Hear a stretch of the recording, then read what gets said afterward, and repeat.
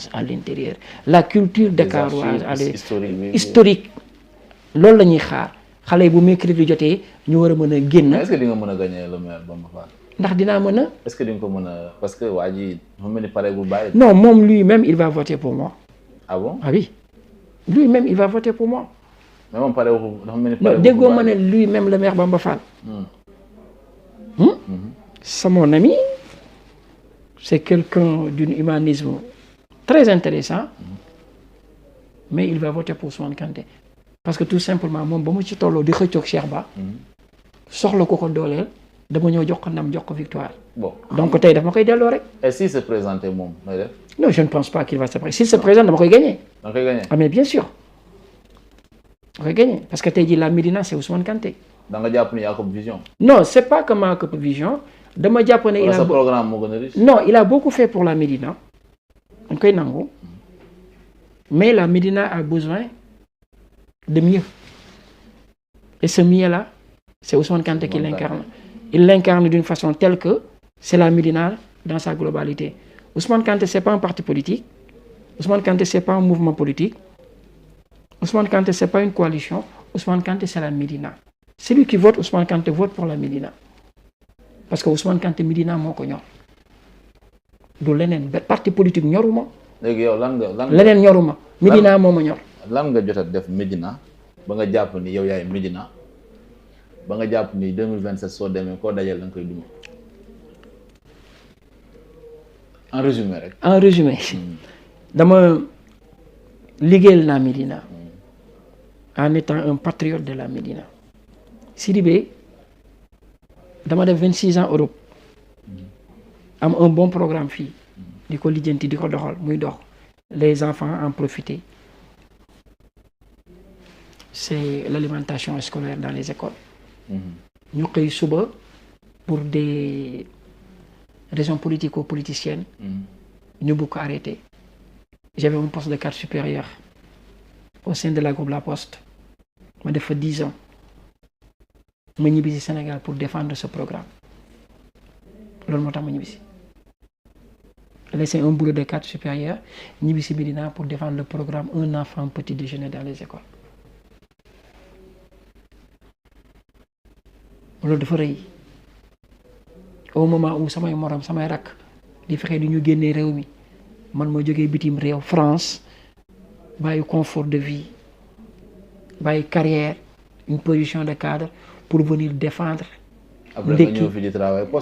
ndekki xale yi mais parce que dama jàng. yàlla moo ma suturaal. yàlla moo ma suturaal à vous entendre comme si que da nga bàyyi.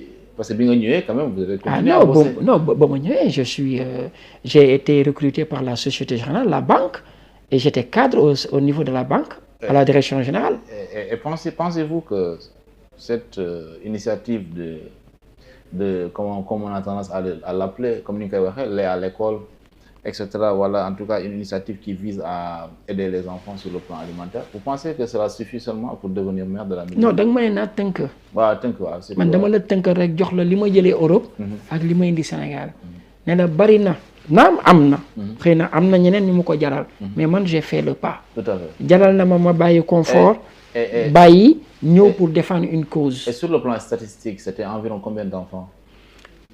Mais on était dans toutes les écoles de la Médina. Toutes les écoles élémentaires de la Médina. C'était 4950 élèves par jour. Wow. Par jour, hein. Donc ça devait C'était 12 millions par mois. 12 millions par mois. Oui. Que j'ai financé avec ma famille. Des partenaires quand même. J'avais pas de partenaire. J'avais les 2 premières années, on l'a fait. Les 3 années qui ont suivi, il y avait les Médinois de la diaspora qui participaient. Okay. Parce qu'ils ont vu que c'était une cause noble, intéressante. Maintenant, le Rex n'est pas suffisant.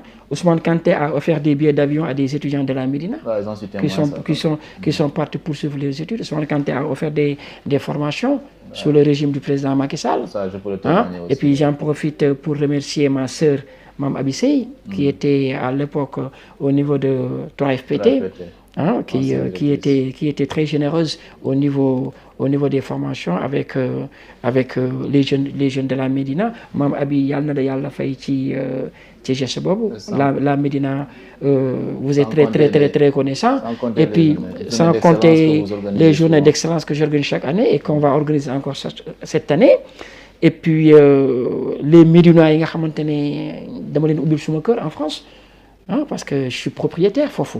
Ah, bu ñu ñëwee dama leen ubbi sama kër ñu ñëw fa la ñuy nekk ba ñu mënal seen bopp ñu dem du benn du ñaar du ñett du ñeent kooku ñoo ngi ciy sant yàlla bu baax a baax. Sans compter au niveau des penc j'ai fait des tournées cette année encore j'ai fait des tournées pour la distribution des fournitures scolaires. Donc voilà, sans compter le siège qu'on a ouvert, c'est un siège social dañuy fay courant nit ñi di fay ndoxu nit ñi di jàppale nit ñi. Sans compter l'élan de solidarité si mois de Ramadan bi. Et surtout donc aussi quand même le parcours politique aussi. Voilà, et puis boo déggee ma la loolu ba ma ñëwee dama bootu dama xaar. jàng nga quoi dama jàng ci dama tarbiyu Seydou Gueye tarbiyu Cheikh Ba tarbiyu Bamba Fall. Donc tey jii dafa jot tey jii ma tari te damay tari parce que leçon yi dafa mokk. mais gars yi ñu bëri dañuy naan Ousmane tarbiyu bi moom dafa mel du si jógee dafa mel day tarbiyu waa 2027. kan lay tarbiyu. Ah loolu moo jaaxal gars yi souvent la ñuy wax ñu ne parce que souvent problème bi loolu la Ousmane day yëngal bu ñu am yaakaar. non jàng bi moo motul woon. jàng bi moom xam naa ba léegi. non jàng bi moo motul woon parce que tey jii xam nga il faut comprendre une chose. Seydou Gueye était ministre de la République ma ñëw muy suma ndijaay. di rakk ci suma yaay di rakk ci suma papa. dañ koy jàppale moom dama ko doon jàppale depuis que j'étais en Europe.